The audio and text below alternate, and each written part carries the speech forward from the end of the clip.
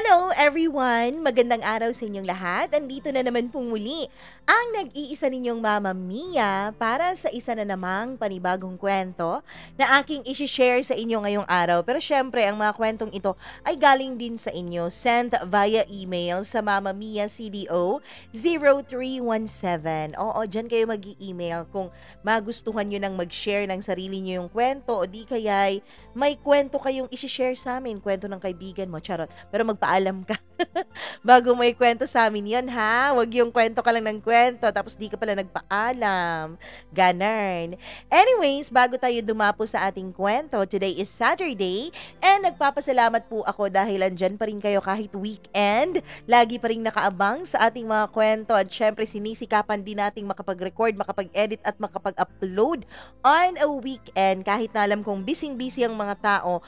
Bakit kaya kung kailan day off mo, kung kailan weekend, dun ka pa nagiging busy. Sabi mo the whole week na sasapit lang talaga yung Sabado, magpapahinga talaga ako, matutulog talaga ako, tapos ganun.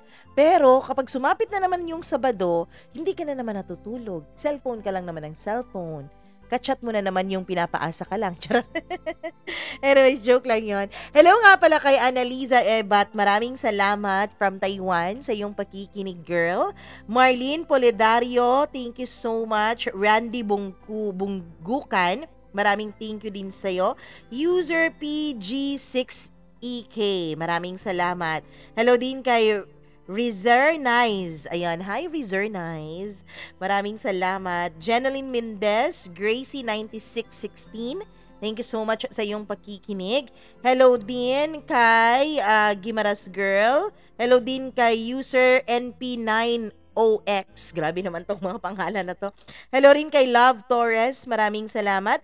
Hi kay Michael Nunez and Bebs Padilla na lagi raw nakatutok sa ating channel. Thank you so much po sa inyong walang sawang pagsuporta. Reynaldo De Vera. Hi sir. Ayan, all the way from California, USA. Maraming salamat po. Hello rin kay Marlene Vargas. Maraming thank you sa iyong pakikinig. And hello rin kay Maria Elena Abe. Ayun, Colasio, maraming salamat. Hello din kay user MQ8XH. O diba? Ang dami-dami na nun. Hello din kay Sally Buma. Kay Gang Rakaza. Maraming salamat, Gang, sa imong pakikinig, Gang. Hello din kay Adrian Rieger. Maraming salamat. Marilyn Mio, thank you so much sa iyong pakikinig. Jaime Rodriguez, hi po sir. Hello din kay Suzette Sahagon from Saudi Arabia. Advance happy birthday daw sa tatay niya. Hindi na ito advance kasi ngayon na yung birthday niya, June 22. Happy birthday tatay Gaudencio Sahagon. Happy birthday tatay. Merchie Vlog Bukalig, maraming salamat din sa'yo. Evelyn Villanueva, all the way from Hong Kong. Hello po, avid listener daw natin. Salamat naman. Jack Palalios, thank you so much. Princesita Meralies, maraming salamat, Princesita. Wala ba dyan si Reynanita? Wala yung joke ko. Kalimutan nyo na yan. Mary Jane Cahudo, maraming thank you. I am Leia. Maraming salamat po sa iyong pag-appreciate. Thank you so much. Hello din kay Sumingit Mauro. Maraming salamat, Sir Mauro. Hello sa mga taga Dakak Beach Resort Corporation. San ba yung Dakak? Oo, kasi dito sa amin, Medina, Duca, yung Dakak. Parang sa yata yun. Kung saan malapit itinapon si Rizal. Tama po ba? Tama po ba? Pasensya na. Medyo mali yata yung history ng Mama Mia nyo. Joanne Bellosilio, maraming salamat. Josephine Mapalad. LV Lapo, thank you so much sa iyong pakikinig, LV. Alam ko medyo hindi maganda yung kondisyon ng boses natin ngayon.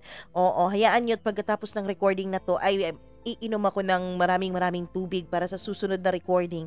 Ay baka medyo maayos-ayos na. Tignan natin ha. Normski Channel, maraming salamat, watching all the way from Cabancalan City, Negros Occidental. Oy, balita ko, marami raw magagandang beaches din sa Negros. Totoo ba yon? Ay nako, sana nga makapagliwaliw kahit konti. Mayjoy Isugan, hi Mayjoy. Hello rin sa super listener natin, maraming salamat. Ayun, hello din kay Ann Concepcion, all the way from Kuwait. Jen D. Jesusin, tama po ba? Maraming salamat sa iyong pakikinig dyan.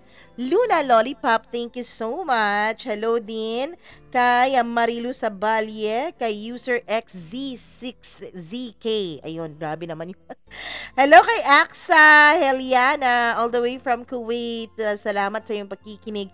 Jeanette Ramos, thank you so much. Ayun, Leslie Kunanan, maraming salamat Leslie, all the way from Paris, France.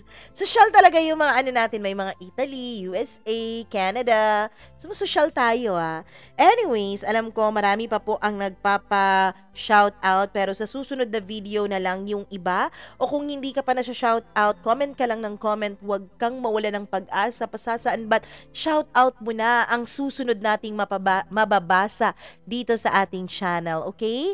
Comment ka lang talaga ng comment. At syempre, alam ko, excited na kayong lahat. At syempre, Saturday today. So, wag nating sayangin yung mga oras niyo, di ba? Spend nyo pa yan with yourself, with your loved ones, with your family. And syempre, kung paano mo yan spend, ikaw bahala. Pero, anak ko, pakinggan mo muna itong kwento natin na ito ngayong araw. Kayo po ba, meron po ba kayong mga bagay na pinilit-pilit nyo pang matupad, pero hindi rin naman nangyari sa huli? Oh, so sad. Wag nating patagalin. Eto na po ang paborito ninyong programa, ang Dear Mama Mia.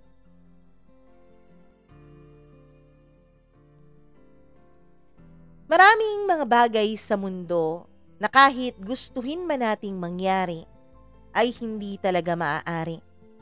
May mga bagay din na gustong-gusto nating matupad sa ating mga buhay, pero sa huli ay hindi pa rin tayo nagtatagumpay. Meron din yung iba na akala mo yun na kasi perfect timing, perfect combination ika nga nila. Pero sa huli, iiwan ka rin pala. Dear Mama Mia, magandang araw po sa inyong lahat, lalong-lalo na sa iyo Mama Mia, at maraming salamat in advance kung isa man po ang kwento ko sa iyong mapipili para may ere mo sa iyong programa.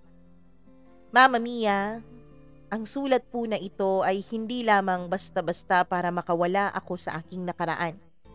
Kundi ito rin ang aking way na sana maiparating ko sa taong pinaghuhugutan ko ng inspirasyon sa pagsulat ko ng kwento namin. Ang pagmamahal na hanggang ngayon ay nandito pa rin sa puso ko. Pwede itong maging open letter para sa kanya, Mama Mia. At para sa inyo, pwede po itong maging confession ko. Mama Mia, kami pong dalawa ay parang itinadhana at pinagtagpo sa tamang pagkakataon. Para kaming kukumpleto sa isa't isa. Parang siya yung saging, tapos ako naman yung bagoong. Parang siya yung mangga, bagoong ako. Parang ako yung puto, dinuguan naman siya. Parang ako yung champurado, tapos siya ay tuyo. Ganun po, Mama Mia, ka-perfect kaming dalawa para sa isa't isa. Mama Mia, ang totoo niyan ay nakakatawa po ang tawagan namin. Bu ang tawag ko sa kanya, ba naman ang tawag niya sa akin. Kapag pinagsama mo, buba. Ganun. Mga walang kwenta lang kung tutuusin. Nickname lang namin yon sa isa't isa. At ngayon pala ay nais kong mag-sorry sa kanya dahil isi-share ko ang mga masiselang bahagi at syempre mga pribadong parte ng kwento kong ito. Yan na lang muna ang itawag natin sa kanya, Mama Mia. Si Ba. Ako po ay itago nyo sa pangalang Jen. Mama Mia, ang totoo niyan, ako po ang pumili ng nickname namin na yon. Kasi nung una kaming magkakilala at nung una kaming magkausap, ay puro mga walang kwentang bagay ang pinag-uusapan namin. Kapag may sense naman yung isa ay talagang puro kalokohan ang alam. Kaya wala talaga kaming napag-uusapang matino. At maybe, Mama Mia, by using our endearment sa isa't isa, maybe pwede kong isipin at pwede akong magpanggap na meant to be pa rin talaga kaming dalawa. And maybe, Mama Mia, sa pamamagitan po ng iyong channel ay makakarating sa kanya itong sulat ko, itong kwento namin. Maybe by that time na marinig niya ito ay malalaman niya kung para kanino to. Kasi itong sulat na ito ay hindi lang naman para sa iyong mga tagapakinig. Hindi lang naman para magkwento. Ang sulat na ito ay para sa kanya, Mama Mia. Para sa aking pinakamamahal na ba. Una sa lahat, Mama Mia, gustong-gusto ko pong malaman sa ngayon kung ano na ba ang kalagayan niya. Kung kumusta na ba siya. Ang totoo niyan, Mama Mia, ay nagkakilala kaming dalawa sa isang hindi inaasahang pagkakataon. Isang pagkakataon na kung tutuusin ay wala lang naman talaga. Umuulan noon. Nag-aabang ako ng jeep habang nakasilong sa aking napakaliit na payong. Mama Mia, ako nga pala ay medyo chubbing babae. Kaya naman ang maliit na payong na yon ay saktong-sakto lang talaga sa akin. Wala talagang ibang pwedeng sumilong sa payong ko kasi kung meron man ay pareho na kaming mababasa. Nag-aantay ako noon ng jeep.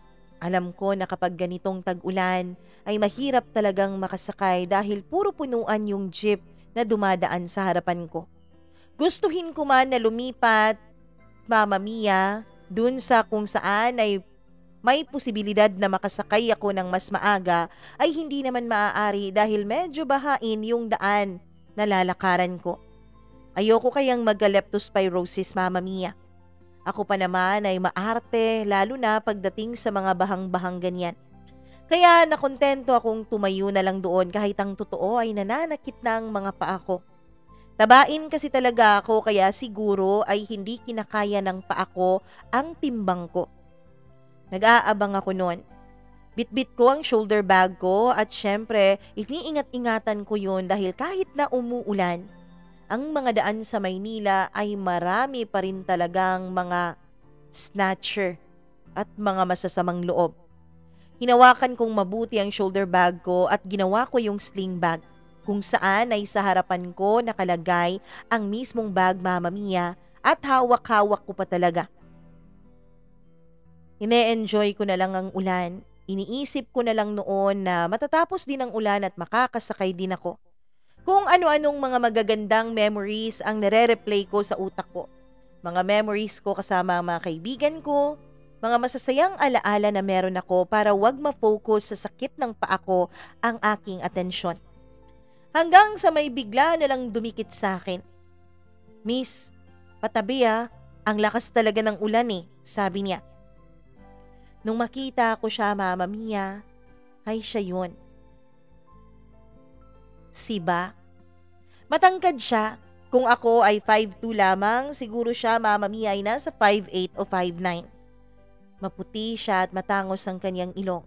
Straight at medyo butterfly cut ang kanyang buhok. Para siyang young Ding Dong Dantes noon, Mama Mia. Ganun na ganun ang pormahan niya. Liban na lang sa wala siyang dimple. Mama Mia, kahit gwapo pa siya dahil nababasa na ako sa ulan ay binaliwala ko yon. Excuse me? Pwede bang humanap ka ng ibang payong? Maliit tong payong ko. If hindi mo napapansin, sabi ko. Pasensya ka na talaga, miss ha. Kailangan ko lang talaga Eto kasing report ko. Kapag hindi ko to naisabit sa boss ko kinabukasan, naku, manggagalaiti yun at baka matanggal pa ako sa trabaho, sabi niya. Wala akong pakialam, sabi ko. Suplada mo naman, miss. Porke alam mong maganda ka. Mama Mia, dun ako hindi nakapaghanda. Oo, alam ko namang hindi ako pangit pero dahil nga po sa timbang ko, ni minsan ay hindi ako nakarinig ng salitang maganda na walang dugtong. Dati kasi ay sinasabihan akong maganda sana pero mataba lang. Maganda sana pero masyado lang malaman. Merong pero sa dulo. Pero ito ang unang pagkakataon na wala akong narinig na pero. Porke maganda raw ako. Di ko alam pero pakiramdam ko ay nag-blush ako noon kaya yumuko ako. Pero mababasa ako sabi ko habang nakayuko. Ayaw na ayaw ko pa namang nababasa.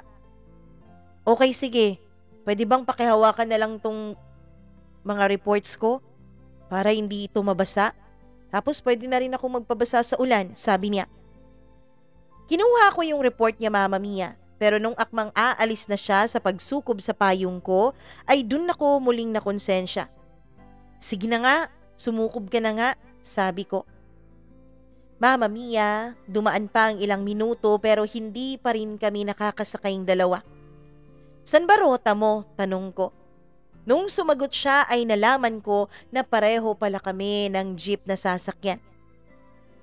Hanggang sa dumaan pa ang ilang minuto, kumukulo na noon ang tiyan ko dahil gutom na rin ako. Miss, ano nga bang pangalan mo? Jen. Genevieve yan pero Jen na lang for short, sabi ko. Okay. Sinabi naman niya ang pangalan niya, Mama Mia, pero wag na nating banggitin dito sa sulat. Sabi ko nga, Ba ang itawag natin sa kanya. Mama Mia, inaya niya ako noon na kumain. Dahil medyo matatagalan pa raw ang pag-aantay namin ng jeep dahil nga masyadong maulan at yung iba siguro ay hindi muna bumibiyahe. Kaya naghanap kami ng makainan. Alam mo ba, Mama Mia, para kaming mag-boyfriend at girlfriend noon. Dikit na dikit ang katawan namin sa isa't isa. Kinuha niya rin ang payong ko at siya na ang nagbitbit kasi nga matangkad siya. Nangangalay na rin ang kamay ko sa kakahawak ng payong kasi kanina pa ako nag-aantay doon ng masasakyan. Pagkahawak niya ng payong, Mama Mia, yung isa niyang kamay ay iniakbay naman niya sa akin. Halika, lapit ka. Pwede bang pahawak nitong report ko? Sabi niya. Wala akong nagawa kundi hawakan ang kanyang report. Ewan ko ba? Kahit na ayaw ko talaga noon ng ulan, nung mga panahon na yon ay parang gustong gusto kong kumanta ng kanta ni Regine Velasquez na tuwing umuulan at kapiling ka. Yun talaga ang naiisip ko noon, Mama Mia, habang naglalakad kami sa ulan. At nung makahanap na nga kami ng makakainan ay pumasok na kami sa loob. Nilibre niya ako ng makakain noon dahil ang sabi niya, yun na lang daw ang magiging pasasalamat niya sa pagpayag ko na sumukob siya sa payong ko. Pagkatapos namin kumain, paglabas namin ng kainan ay wala ng ulan. Sakto naman, Mama Mia, na may dumaan na jeep kaya nakasakay na rin kaming pareho. Magkatabi kami sa jeep. At nung malapit na akong bumaba ay bigla na lang siyang nagtanong. Miss? Sorry Jen, pwede bang mahingi ang number mo? Ibibigay ko na sana, Mama Mia, kaya lang sumigaw na yung driver ng jeep kung sino ba yung bababa sa may babaan at dapat magbayad na. Kaya nagmamadali na ako noon na kumuha ng bayad ko at nung maibigay ko na ay sakto na pong tumigil ang jeep sa babaan ko. Hindi ko na naibigay sa kanya ang cellphone number ko. Sorry sabi ko sabay baba. Pagdating ko ng bahay ay para akong naglalakad sa ulap. Never been kissed, never been touched, actually, never po nagka-boyfriend. Sa edad ko noon, Mama Mia, na 25 years old, ay virgin na virgin pa po ang lola nyo. Sino ba naman kasing manliligaw sa tulad ko? Mula pagkabata ay hindi na talaga ako nakaranas na naging payat, Mama Mia. Kahit nung teenager ako, kung kailan ay, 'di ba, kapag teenager ka, pumapayat ka. Ako po ay hindi dumanas sa ganon. Ewan ko, siguro dahil naman ako po ang built ng katawan ng papa ko na medyo tabain. Pero nung mga panahon na yon, nung makauwi ako ng bahay, pakiramdam ko ay ang gaan-gaan ko. Ang gaan-gaan ng buong paligid ko at halos magsasayaw pa ako habang naglalakad. Kumakanta-kanta pa ako noon habang kumukuha ng tubig na siya namang ikinagulat ng mga magulang ko. Jen, anong nangyayari sa'yo? Bakit? Parang ang saya-saya mo. Ngayon lang na yata kita nakitang masaya na umuulan na, sabi ng mama ko. Wala po, masaya lang. Kasi nakasabay ko si Prince Charming. Natuwa naman ang mga magulang ko dahil sila po ang unang-una talagang matutuwa kapag nalaman nilang magkaka-boyfriend na ako o magkakaroon na ako ng love life. Lagi na rin kasi nila akong kinukulit. Pero Mama Mia, nung panahon na yon ay Nalilito din ang mama ko. Prince Charming? Sino dun sa mga crushes mo? Tanong niya. Marami kasi akong crush, Mama Mia. Wala po doon, bagong tao. Anong pangalan? Sinabi ko. O, i-text mo na agad. Nakuha mo ba yung number? Hindi nga po eh. Ay nako, ewan ko sa'yo, Jen. Makaalis na nga, sabi ng papa ko. Kahit na medyo Mama Mia nang hinayang ako dahil hindi kami nakapag-exchange ng number, ay naging maganda pa rin ang tulog ko nung gabing yun. Kinabukasan, bumalik ako ng trabaho na magandang-maganda pa rin ang mood. Pero Mama Mia, pagdating ko sa trabaho nung buksan ko na ang bag ko, ay gulat na gulat ako.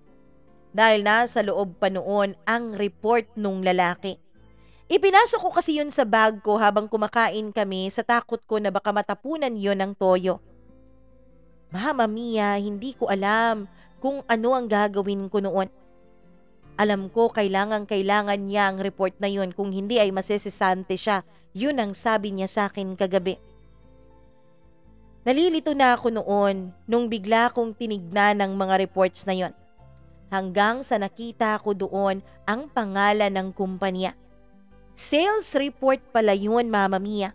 At sa tingin ko mukhang hindi maganda ang mga graphs doon, kaya pihadong magagalit talaga ang boss niya kapag nawala pa yun.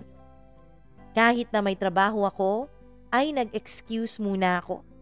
Nagdahilan ako noon, Mama Mia, na meron akong dysmenorrhea para pauwi na ako ng bahay. Pero ang totoo ay pumunta ako dun sa kumpanya na nakasulat dun sa report. Nandun ako sa may guard at hinahanap ko siya. Pero Mama Mia, ang dami palang kapangalan niya dun sa opisina. At hindi lang po iisang opisina ang meron dun. Kaya naman pinapasok ako ng guard at sinabing dun ako sa 3rd floor. Papasok na ako noon sa elevator nung may biglang sumigaw. Teka, pasakay. Mama Mia, nung nilingon ko ang sumigaw ay nagulat din siya dahil ako ang nakita niya. Jen! Naku Jen, hulog ka talaga ng langit. Jen, nawala kasi yung report ko. Kaya nga ako nandito eh. Eto oh, napasok ko pala sa bag ko. Mama Mia, tuwang-tuwa siya at nayakap pa niya ako sa sobrang tuwa niya nung makita niya ang report na yon. Malayo kasi talagang may nagpiprint dito sa amin, tapos hindi ko pa mga kaibigan yang sa kabilang kumpanya. Hindi ko mapakiusapan na iprint. Magagalit din sa akin ng boss ko kapag sa iba ako nakikiprint. Kasi confidential yan eh, sabi niya. Alam ko, pero magsusorry na ako ha. Kasi kahit confidential, binuksan ko eh para makita ako kung saan ko yan ihahatid. Naku, sorry talaga ha. Pero promise babawi ako sa'yo. Pwede bang humingi ng cellphone number mo? Pwede ka bang yayain na mag-dinner mamaya? Sabi niya. Naku, ayos lang. Wag mo nang gawin yan. Ayos na sa akin yung libre mong dinner kagabi, sabi ko. Naku, hindi naman po pwede yun, Jen. Napakalaking tulong nito. Sige na please, hayaan mo akong makabawi. Yun nga ang naging simula ng lahat, Mama Mia. Binigay ko sa kanya ang cellphone number ko. Pagkatapos noon ay umuwi na ako ng bahay. Gulat na gulat naman ang mama ko nung dumating ako. Sabi ko na lang ay meron akong dysmenorrhea. Uy, first time yan ah. Hindi ka naman nagkakasakit sa tuwing dinadatnan ka ng period mo. Oo nga ma eh. Siguro dahil sa ulan kagabi, palusot ko na lang. Pag-uwi ko ng bahay, Mama Mia, alam mo ba kung anong ginawa ko? Hindi po ako kumain. Pagkus, Mama Mia, ay nagjeta po ako buong araw at nag-exercise. Akala mo naman talaga mababawasan ang timbang sa isang buong araw lamang. Pero nagbabakasakali pa rin ako. Gusto ko kahit papaano ay hindi ako masyadong bloated kapag nagkita na kami mamaya. Niba. Inantay ko ang text message niya. Hanggang sa pumatak na ang 5:00 ng hapon pero wala pa rin. Naging 5:30 na, wala pa rin. Siguro nakalimutan na niya. Siguro nasabi niya lang yun dahil sa bugso ng damdamin sa tuwa niya nung maibalik ko sa kanya ang kanyang report. So surrender na sana ako noon at kakain na sana ako nung tinawag na akong maghapunan ng mama ko nung biglang nagring ang phone ko. Isang unknown number yun, Mama Mia. At nung sinagot ko, ay para pong nagbukas ang langit at ang dami-daming anghel na nag-aawitan. Sigba, Mama Mia. Hinahanap niya ako kung nasaan ako. Sinabi ko nasa bahay na. Sabi niya magkita daw kami sa isang restaurant at papunta na raw siya doon. Mama Mia, dali-dali naman akong nagbihis. Nung lumabas ako ay gulat na gulat ang mama ko. Oh, saan ka pupunta? Kakain na. May lakad lang po. Uy anak, bakit naman yung paborito mong bestida ang suot mo? May date ka ba? Opo mama, mamaya na lang ako magkukwento ha. Sige, nagmamadali na po ako. Lumabas ako, Mama Mia, at buti na lang hindi umulan nung gabing yon. Nagtaksi talaga ako para wag akong masyadong matagalan. Pero syempre dahil Maynila, traffic, medyo natagalan pa rin. Pagdating ko doon ay nandun na si Ba. Nung makita niya ako ay lumapad ang ngiti sa kaniyang mga labi. Ganito ba ang pakiramdam ng first date? Ewan ko, Mama Mia. Kung hindi yun date para sa kanya, bahala siya. Basta para sa akin, date talaga yun. At nung makalapit na ako ay tumayo pa talaga siya para hilahin yung uupuan ko. Napaka-gentleman. Napakabait. Kaya naman, Mama Mia, natuwa ako at nagkausap kami nung gabing yun. Uy, uwi na tayo kasi gabi na, sabi ko. Bakit? May pasok ka ba bukas? Sabado bukas ah. Wala naman pero baka magalit yung asawa mo eh. Sabi ko, napasimple kong inaalam kung taken na ba siya. Though wala naman akong nakikitang singsing sa mga daliri niya at wala ring marka ng singsing. Pero naninigurado talaga ako, Mama Mia. Ayoko kayang maging kabit. As if naman papatulan niya ako. Ang dami-daming tumatakbo noon sa utak ko. Asawa? Wala pa akong asawa, no? At lalong wala akong girlfriend, sabi niya. Kinakasama? Wala din. Makikipag-date ba ako sa'yo ngayon kung meron akong babae sa buhay ko? Mama Mia, dun na talaga lumiwanag ang buong kalangitan. Pakiramdam ko ay isinasayaw ako noon ng mga anghel. Date pala para sa kanya ang pagkain namin ng dinner. Pareho pala kami ng iniisip. Hanggang sa naging magkaibigan kami. Hanggang sa naging magka-close kaming dalawa. Hanggang sa Mama Mia, pinupuntahan na rin niya ako sa opisina namin. Grabe naman ang panunukso ng mga katrabaho ko. Yung iba ay kinikilig sa love life ko. Para raw kasing nasa movie ang love life ko, Mama Mia. Pero yung iba naman ay alam ko na tumataas ang kilay. Gwapo talaga kasi si Ba, Mama Mia, kung ikukumpara mo sa akin. Parang ang bagay sa kanya ay yung mga payat at matatangkad na babae. Yung mga supermodel ang datingan. Hindi katulad ko. Bansot na nga, mataba pa. Mama Mia, kahit na ganoon kailanman ay hindi ko naramdaman na ikinakahiya akong makasama ni Ba. Hanggang sa lagi na kaming nag-uusap. Hanggang sa niligawan na niya ako. Hanggang sa naging kami. Ang saya-saya ng relasyon namin, Mama Mia. Ang saya-saya. At para bang wala nang makakapigil pa sa aming dalawa. Lagi kaming nagtatawanan. Lagi kaming nagbibiruan. Lahat yun. Lahat ng mga magagandang alaala ay binuo naming dalawa. Lagi kaming magkasama. Kapag may libreng oras ay magkasama talaga kaming dalawa. Akala ko, Mama Mia, yun na. Akala ko wala nang magiging sagabal pa. Pero hindi pa rin pala. Kasi lumipas ang 2 taon. 2 years na naging kami. 2 wonderful years. Pero bigla na lang nagbago ang lahat.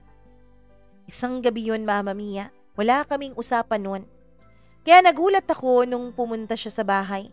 Nagulat ako nung kumatok siya sa pintuan ko. Tulog na kasi ako noon at pinapasok na lang siya ng mama at papa ko. Siya nga pala, isa po sa pinakamagandang parte ng relasyon namin ay ang pagtanggap ng pamilya ko sa kanya. Kaya lang Mama Mia, ako naman ay hindi masyadong tanggap ng kanyang pamilya. Siguro nga dahil sa itsura ko. Siguro dahil magaganda talaga ang lahi nila at siguro ang gusto nila para kay Ba ay yung nababagay din sa kanila. Pero hindi naman nila ako binabastos. Ramdam ko lang talaga yung pag-aayaw nila sa akin kahit na wala silang sabihin. Mama Mia, inopen up ko naman yun kay Ba. Sinabi ko naman sa kanya ang mga pangamba ko. Sinabi ko naman sa kanya lahat ng takot ko. Pero ang sabi niya, wag daw akong mag-alala. Wag daw akong mag-alala dahil papanindigan daw niya ang pagmamahalan naming dalawa. Kaya lang, nung kumatok siya at pinapasok ko siya sa loob ng kwarto, dun ko nakita na parang bagsak na bagsak ang balikat niya. Parang ang lungkot-lungkot ng mga mata niya. Anong nangyari? Tanong ko. Hindi siya sumagot. Bagkus ay hinawakan niya lang ang kamay ko. May problema ba? Tanong ko ulit. Bu. Oh, ano? Bu, patawarin mo ko ah. Patawarin mo ko. Hindi ko sinasadya. Natukso ako eh.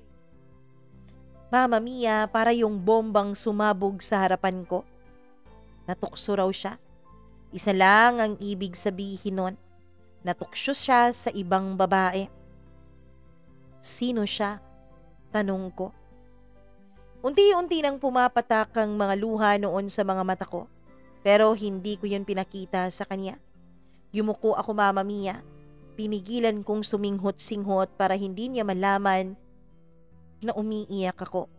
Hindi kasi siya nakatingin sa akin noon. Hawak-hawak niya ang kamay ko pero nakatalikod siya sa akin. Si Crystal, Bu. Si Crystal? Yung kasamahan mo sa trabaho? Tumango siya Mama Mia. Doon ay hindi ko na napigilan ang sarili ko. Umiyak na ako ng umiyak.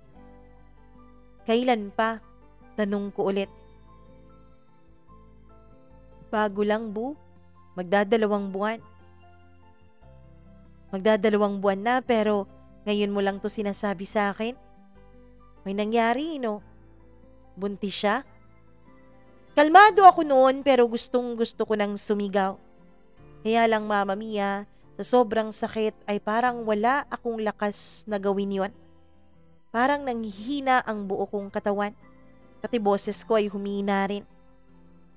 Tumango siya ulit. Doon ay umiyak na ako. Umalis ka na ba? Sabi ko. Pero Bu, kailangan nating pag-usapin ang bagay na to. Pag-usapan? Wag na. Wag na nating pag-usapan pa. Maghiwalay na tayo. Hindi na kita kokontakin. Hindi na kita kukulitin. Pero Bu, paano tayo? Tanong niya. Paano tayo? Simula sa minutong ito, wala nang tayo. Actually, simula nung nadala ka sa tukso, wala na dapat tayo eh. Pinatagal mo lang. Maghiwalay na tayo. Doon din naman tayo pupunta. Sabi ko. Lumabas ka na please. Ayaw pa niyan lumabas nung una pero pinagtabuyan ko siya. Hanggang sa tuluyan na nga siyang nakaalis sa bahay namin. Sinara ko ang pintuan ng kwarto ko. Nilak ko yun.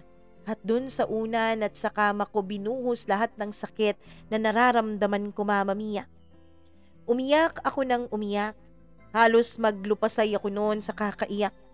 Tinawag ako ng mga magulang ko para kumain pero hindi ako lumabas. Alam kong naramdaman nila na may problema kami. Alam kong naramdaman nila na may dinadala ako dahil hindi na rin sila nangulit. Hindi ako nakatulog buong gabi noon Mama Mia. Lutang na lutang ang isip ko nung pumasok ako sa trabaho. Naka-shades din ako noon kasi nga masyadong namamaga ang mga mata ko sa kakaiyak.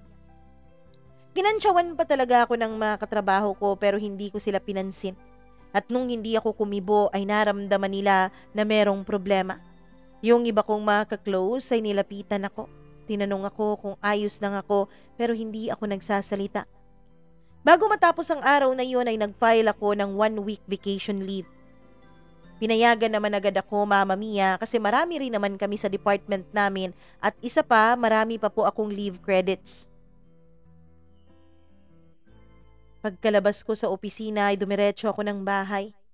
Kinuha ko ang mga gamit ko. Sabi ko sa mga magulang ko ay magbabakasyon muna ako. Gusto nilang sumama. Ayaw nilang payagan akong mag-isa. Kasi nga, first time kong maka-experience ng ganong uri ng emosyon. First boyfriend ko po, si Ba. First sa lahat ng bagay. At oo, Mama Mia, maging virginity ko ay binigay ko sa kanya dahil ganun ko siya kamahal. Ganun ako kasigurado sa kanya. Kaya lang, may mga bagay rin pala na kahit hindi tayo sigurado, ay ginagawa pa rin natin. Magkaroon lang ng pag-asa na hindi mauuwi sa lahat ang ating mga pinaghirapan at ang ating pag-ibig na nararamdaman. 1 week, Mama Mia. 1 week akong nagbakasyon. Pero kahit na 1 week akong nagbakasyon, 3 days pa lamang ay tumawag na ako ulit sa kanya. Nakipagkita ako sa kanya. Mama Mia, kinita rin naman niya ako. Nagsorry siya ulit. Pero yun ay sinabi ko sa kanya magiging closure naming dalawa. Nag-usap kami. Sinabi ko natigilan na namin ang isa't isa. Nagpasalamat ako sa the wonderful 2 years ng buhay ko na dumating siya. Sabi ko wag siyang mag-guilty. Sabi ko, siguro hindi lang talaga kami para sa isa't isa. Mama Mia, oo, sumagi po sa isip ko na ipilit namin na kaming dalawa. Kasi nabuntis lang naman niya yun eh. Pwede naman niya yung panindigan ng hindi niya papakasalan, hindi ba? Kaya lang Mama Mia, hindi na magiging tulad dati ang relasyon namin. Hindi na ako magiging tulad dati. Hindi na rin siya magiging tulad dati. Iba na ang magiging takbo ng relasyon namin. At hindi ko alam kung kakayanin naming dalawa yon. Lalo na ako. I feel so betrayed. Oo, mas nangingibabaw pa rin ang pagmamahal ko para sa kanya kaysa sa betrayal at galit na nararamdaman ko. Kaya lang, Mama Mia, ayoko pa rin eh. Natatakot pa rin akong sumugal ulit. Pagkatapos ng closure namin, akala ko ay magiging okay na ako. Sinubukan ko naman, Mama Mia. Sinubukan ko. Ilang buwan kong pinanatiling matatag ang sarili ko sa harap ng maraming tao. Yung mga nakaalam na nagkahiwalay na kami, yung iba ay nakisimpatya. Yung iba naman, alam kong iniisip nila ay tama ang kanilang mga sinasabi noon na hindi kami magtatagal kasi nga hindi raw kami bagay, sabi nila. Mama Mia, napakasakit. Kapag gabi na at mag-isa na lang ako sa kwarto ay wala akong ibang ginagawa kundi ang umiyak. Ang umiyak ng umiyak. Lumipas ang ilang buwan pero masakit pa rin. Akala ko sa paglipas ng panahon ay magiging magaan. Yun naman kasi ang sabi nila, di ba? Na sa paglipas ng panahon ay matututunan mo ring tanggapin ang mga bagay-bagay. Matututunan mo ring tanggapin na wala na talaga siya sa buhay mo. Pero Mama Mia, hindi pala ganun kadali yun. Hindi pala ganun kadali na tanggapin na wala na sa'yo ang taong nagpasaya sa'yo sa loob ng mahigit 2 taon. Ang taong akala mo ay bigay na sa'yo ng may kapal. Ang taong akala mo ay siya nang makakasama mo sa habang buhay. Lumipas ang halos 1 taon. Mama Mia, March of 2024 lang, nabalitaan ko na ikakasal na siya. Ikakasal na silang dalawa. Nabalitaan ko rin na malaki-laki na ang anak nila. Meron pa ngang nagsasabi na mukhang buntis raw ulit yung babae. Kala ko okay na ako eh. Pero mukhang bumalik na naman ang lahat ng sakit. Hanggang ngayon, Mama Mia, masakit na masakit pa rin. Kaya ako sumulat sa iyo, Mama Mia, at kwento ko ang maikling love story naming dalawa ay para na rin po makapagbigay ako ng mensahe para sa bako. Ako yung bu niya, siya yung bako. Sana po, Mama Mia, ay basahin niyo ang sulat ko para sa kanya. Heto po, ang sulat ko At sana ay magiging sulat na rin ng tuluyan kong pamamaalam sa naging relasyon naming dalawa. Ba, first of all, gustong-gusto ko talagang malaman kung kamusta ka na. How are you? How are you doing? Napakasakit. Napakasakit dahil kahit memorize ko ang number mo, di ko alam kung yun pa rin eh. Kahit gustong-gusto kong i-dial yung numero mo sa cellphone ko para itanong sa'yo yung mga tanong na yun. Yung mga tanong kung kumusta ka na. Pero hindi ko magawa. Hindi ko magawa dahil nanginginig ang mga daliri ko sa tuwing susubukan kong gawin yon. Ang dami-daming tumatakbo sa utak ko. Tinatanong ko kung paano ang gagawin ko kapag siya ang makasagot at hindi ikaw. Paano ang gagawin ko kapag sabihin mong, bakit ka tumawag? Di ba nagkausap na tayo? Ayokong dagdagan ang sakit na nararamdaman ko. Pero alam ng Diyos, ba? Alam ng Diyos kung gaano ko kagusto na makausap ka kahit sa phone man lamang. Gaya ng dati. Gaya ng dati na magkausap tayo sa kahit na anong mga bagay under the sun. Gaya ng dati na inaabot tayo ng halos madaling araw, magkwentuhan lang ng kung ano-ano. Mag-share lang ng mga deepest secret, deepest thoughts, at syempre yung mga ino-overthink natin na ating mga future. Namimiss ko yung mga pagkakataon na magkausap tayo sa mga random topics lang na maiisip natin. I'm sorry ba? I'm really, really sorry. Sorry kung hindi ko kayang panindigan ang sinabi ko sa'yo. Ang sinabi ko sa'yo na kakalimutan na kita. Ang sinabi ko sa'yo na hinding-hindi na kita iisipin. Sorry kung hindi ko mapanindigan ang sinabi ko na hindi ko na iisipin ang nakaraan nating dalawa. Kasi honestly, kahit na nagpapanggap akong masaya sa harapan ng maraming tao, sa harapan ng mga nakakakilala sa atin, sa harapan ng mga magulang ko, I know, deep inside, ikaw pa rin. Deep inside, it's all about you. Everything is about you and about us. Yun ang laging sumasagi sa isipan ko. Yun ang laging sumasagi sa aking puso. Hindi talaga kita makalimutan eh. Kahit na lumipas na ang ilang buwan at kahit mag-iisang taon na tayong hiwalay, ay hindi ko pa rin makalimutan ang lahat. Hindi ka kasi ganun kadaling kalimutan ba? At kung gaya ko ay curious ka rin na itanong o malaman kung kumusta na ako, then I'll be honest ba? Pagtatapat ko sa'yo na hindi talaga ako okay. Hindi na ako kailanman naging okay mula nung mawala ka sa buhay ko. Wala na sigurong gamot na makakapagpawala pa ng sakit na nararamdaman ko. Ng sakit na andito pa rin sa puso ko hanggang ngayon. Kung meron mang gamot para sa sakit sa puso, para sa broken-hearted, hindi ko alam kung mag-e-effect din sa akin yun kahit doblehin o triplehin ko pa ang dosage. Kasi itong sakit na nararamdaman ko, wala itong kapantay eh. Ito ang pinakamasakit na naramdaman ko sa tanang buhay ko. Ito at wala nang iba pa. At dahil sa rason na yun, alam kong walang makakagamot nitong puso ko. Alam kong walang makakapaghilom ng sugat ko liban na lamang sa'yo. Remember, ikaw ang aking all-around pill. Ikaw ang aking happy pill, sleeping pill, concentration pill, at etc. etc. Remember na kahit gaano pa kasakit ang nararanasan ko, kahit gaano pa ako kabwisit sa trabaho, kabwisit sa mga tao, makita lang kita ay masaya na ako. Makita lang kita, bumabalik na agad ang mga ngiti sa mga labi ko. Ganun ka sa akin dati, hindi ba? At siguro ba, kung sisilipin mo ang nilalaman ng puso ko ngayon, makikita mo lahat-lahat ng mga rason kung bakit hanggang ngayon ay nasasaktan pa rin ako.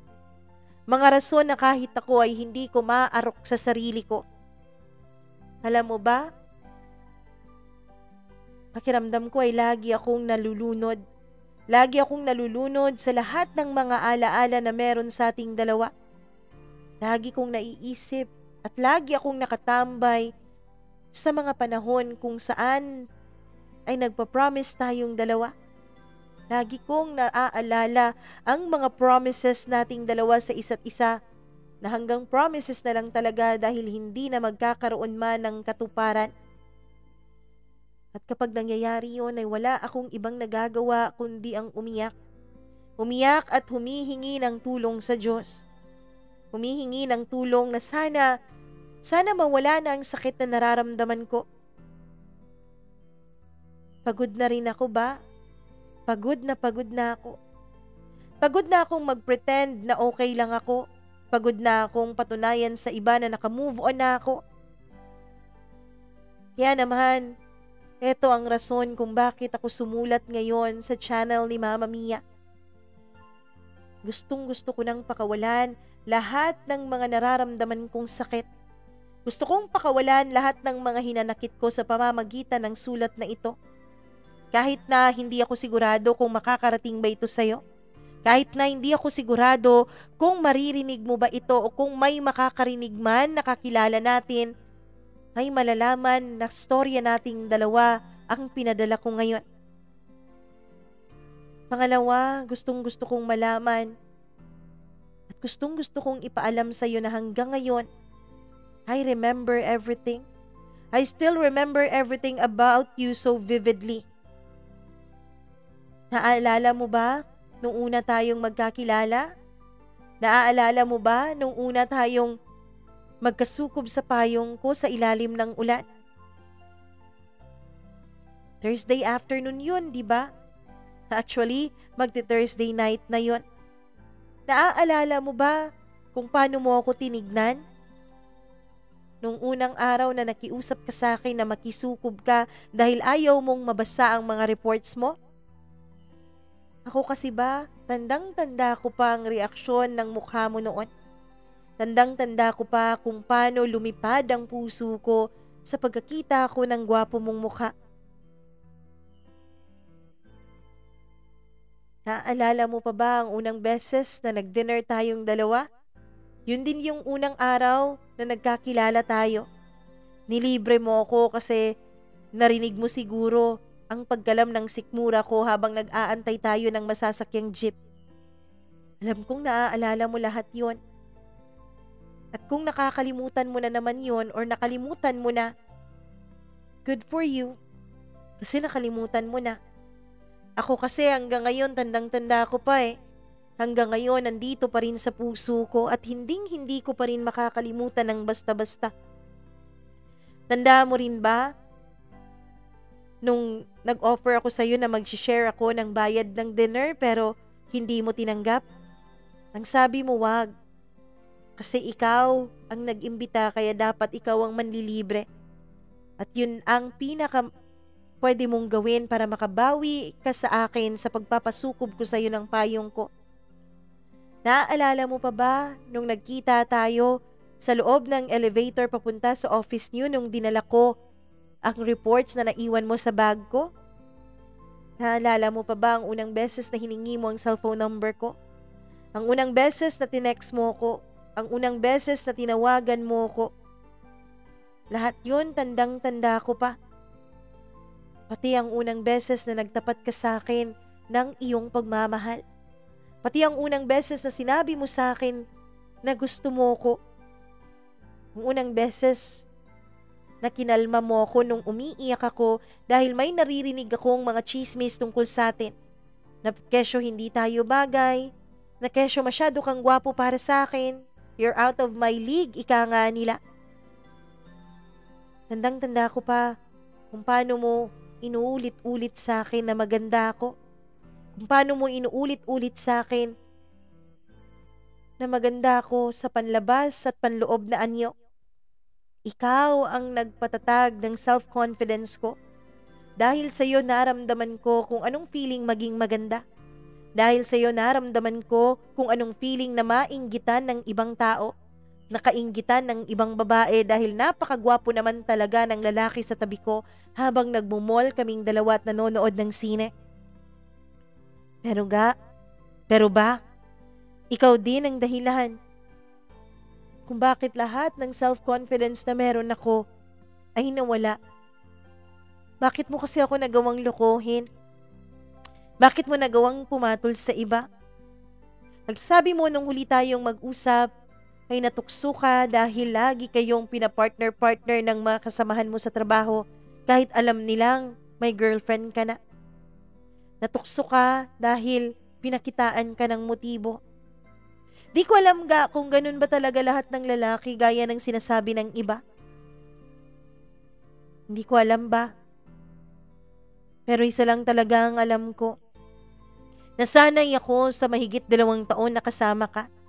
Nasanay ako na ikaw ang lagi kong katabi. Nasanay ako na ikaw ang lagi kong kausap. Kaya naman ang hirap-hirap para sa akin nakalimutan ang lahat ng yon. Ang hirap-hirap para sa akin na wag nang alalahanin ang mga bagay na yon.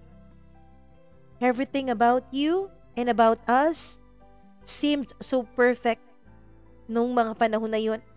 Na feeling ko parang panaginip, parang hindi totoo. Pangarap ko lang talaga noon ba na makasama ka? Nandito ka lang sa tabi ko hanggang sa lahat ng mga buhok natin ay pumuti na.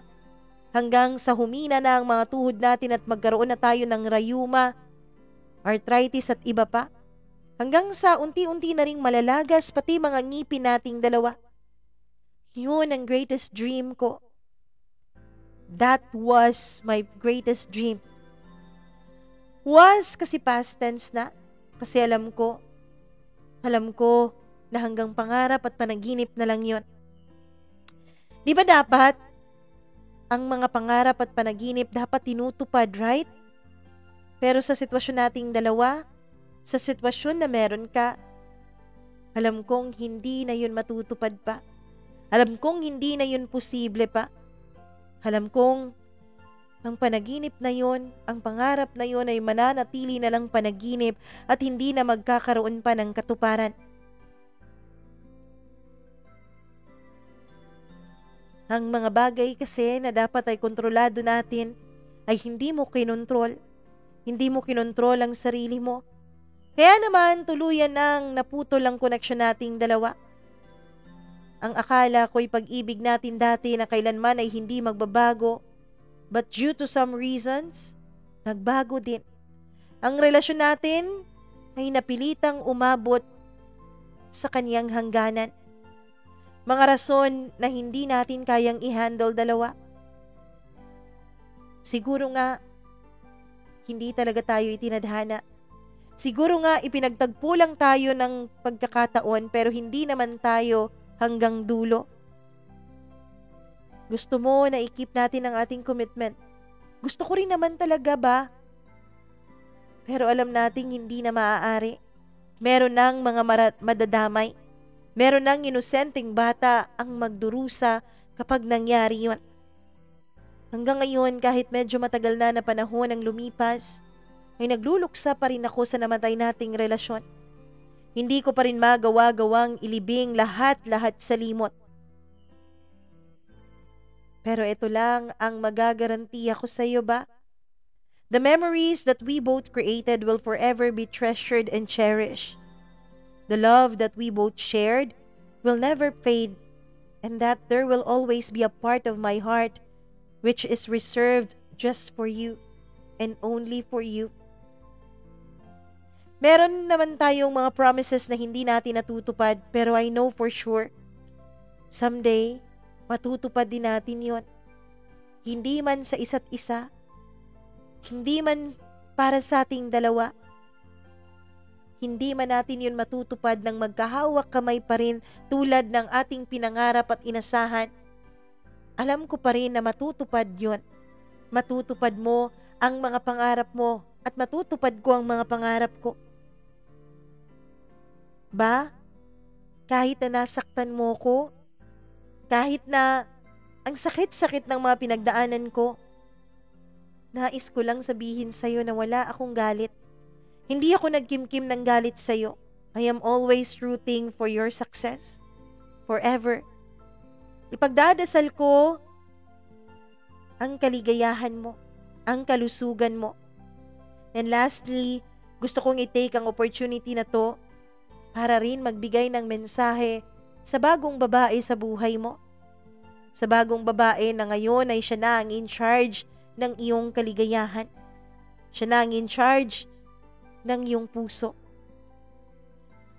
Sa babaeng nanukso sa'yo, sa babaeng magiging ka-forever mo na kasi ikakasal na raw kayo. Thank you sa'yo, girl. Thank you. At inalagaan mo ang bako. Please be the best woman that he could have. Yung iba man ay nagsasabi na dapat ay magalit ako sa'yo. Dapat ay isumpa kita. Kasi kahit alam mong may girlfriend na, pinatulan mo pa. Kahit alam mong may girlfriend na, inilandi mo pa. Pero ang totoo niyan, saglit lang akong nagalit sa'yo. Ngayon, hindi na ako galit sa'yo. Ngayong nakita ko kung gaano mo siya minamahal at inaalagaan. Nakita kong responsable ka. Siguro tulad ko ay nagmahal ka lang din. Siguro, isa lang din akong instrumento para magtagpo kayong dalawa. Para siguro, magkaroon ng katuparan ng tadhana ninyong dalawa. Alam kong wala ako sa lugar na sabihin to. Dahil wala na naman kaming dalawa. Pero pinapaubaya ko na siya sa'yo. Pinapakatiwala ko na siya sa'yo. I hope ibibigay mo sa kanya ang pagmamahal at kaligayahan na alam kong deserve na deserve niya dahil mabait siyang tao. Sana you will take your time to know him better. Kasi kapag mas nakilala mo pa siya, alam ko, makikita mo rin kung gaano siya ka-espesyal. Makikita mo rin kung gaano siya ka-deserving sa pagmamahal. Kahit na medyo matigas yan tignan, soft-hearted yan, madali yang umiyak sa mga emotional na mga movies. Please make sure na nasa tabi ka niya lagi during those dramatic time of his life and during those times na manonood siya ng mga K-drama kasi naiiyak siya sa ganon. Umiiyak siya kahit sa pinakamaliit na posibleng rason na maiisip mo. Para rin niyang babae, marami ring mood swings kaya make sure na matututunan mo kung paano i-handle ang mga mood swings at tantrums niya. Hindi lang naman mga babae ang marunong mag-tantrums at mag-mood swing. Kasi yung mga lalaki na yan, kapag magkakaroon yan ng mood swings ay mas malala pa yan.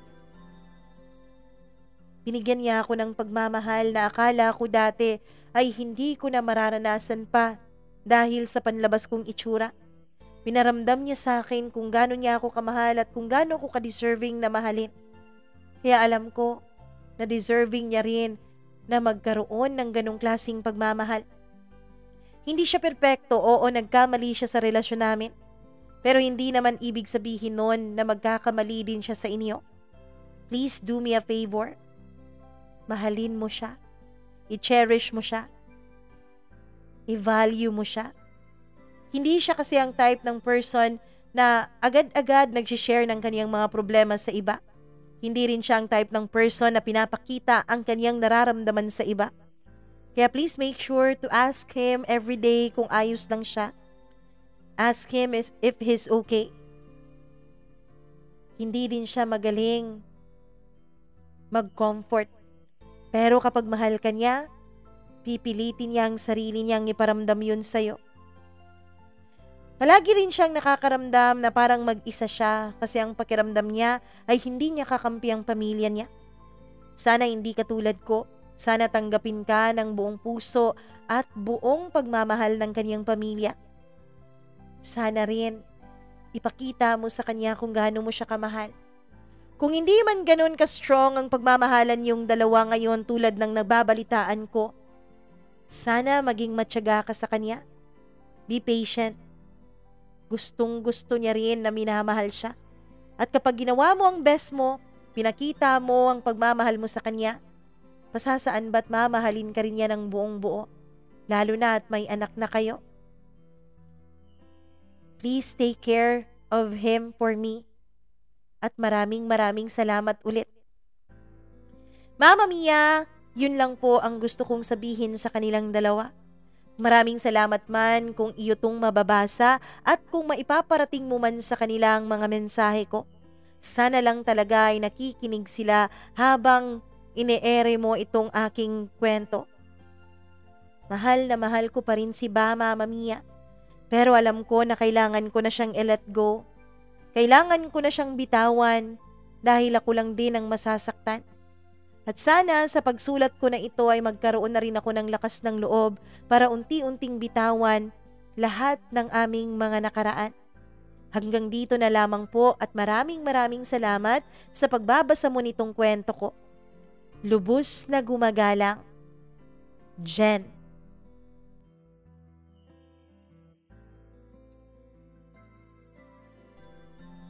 Genevieve o Jen, napakatapang mo at napakabait mo. Bakit ko sinasabing matapang ka? Kasi alam ko na ang mga taong talagang nagpapatawad, yun ang pinakamatatapang na mga tao sa buong mundo. Hindi kasi madaling magpatawad. Mas madaling magalit, mas madaling magtanim ng galit, mag-hate, magtanim ng grudges. Mas madali yun kaysa sa patawarin ang mga taong naging dahilan ng pagkawasak ng iyong puso, ang mga taong trumaydor sa'yo. Kaya naman napakalakas mo, napakatapang mo at proud na proud ako sa'yo. Alam ko na kung hindi man talaga kayo itinadhana sa isa't isa ng mo, meron at merong darating para sa'yo. Sa buti mong tao, sa buti ng puso mo, imposibleng walang nilaan ng Diyos para sa'yo. Masasaan ba't darating at darating din yan? Magantay ka lamang. At habang nag-aantay ka, siguraduhin mong mahalin mo ang sarili mo. Oo, ngayon pa lang, unti-unti muna sanang pag-aralan na bitawan na ang inyong mga nakaraan. Ituring mo na lang siyang magandang alaala. Ituring mo na lang siyang magandang leksyon para sa iyong buhay. Wini-wish namin ang iyong katatagan at syempre ang iyong kaligayahan. Alam ko marami ang magkakagusto sa'yo kasi nga napakabait mo. Huwag mo lang kalimutan na i-open up ang iyong mundo at ang iyong puso sa iba. Maraming salamat din sa kakaibang klase ng sulat na pinadala mo dito sa ating programa. At sa iyo na nakikinig ngayon, kung nagustuhan mo ang kwento niyang buba o ni Jen at ng kanyang ba, please do like and share this video. At huwag nyo rin kakalimutan na kapag nakapag-like o nakapag-share na kayo, please naman po pakisubscribe and click the notification bell para lagi kang updated sa tuwing may bago tayong video na ilalagak dito sa ating channel. Ilalagak talaga. At huwag mong kalimutan na marami na po tayong kwento na pwede nyong pagpilian kung meron kayong mga pinagdadaan, gusto nyo lang malibang, gusto nyo lang may background habang may ginagawa kayo, please do make us as your background. Ay hanapin nyo lang mamaya yung Mama Mia CDO at tapos video, tapos playlist. Marami-rami na yan at hindi nyo na yan mauubos kasi halos tig-iisang oras ang mga yan, yung iba lagpas pa, di ba? So hindi nyo na yan mauubos. At muli ay ititake ko tong opportunity na ito para i-invite kayo, yung may mga sariling kwento dyan. Please do share. Email that to me, mamamiacdo0317@gmail.com. Kung hindi kayo marunong magkwento, gaya ng mga problema ng iba, kasi lagi lang sinasabi, Mama Mia, gusto ko magpadala, kaya lang hindi ako marunong magkwento. Pwede nyo pong i-outline. Lagay nyo lang yung pangalan, yung description, tapos outline lang. Dito kayo una nagkakilala, parang ganon. Tapos kami na po ang tatahi. Tapos pagkatapos namin gawin, i-email back namin sa inyo kung tama po ba ang pagkakasulat at pagkakakwento. Ganun lang yun. So mag-email na kayo, wag kayong matakot at wag kayong mahiya. Syempre, maraming salamat sa walang sawa niyong pagsuporta. Ako pong muli ang nag-iisa ninyong Mama Mia. Enjoy your day kasi Saturday today. Magandang araw po sa inyong lahat.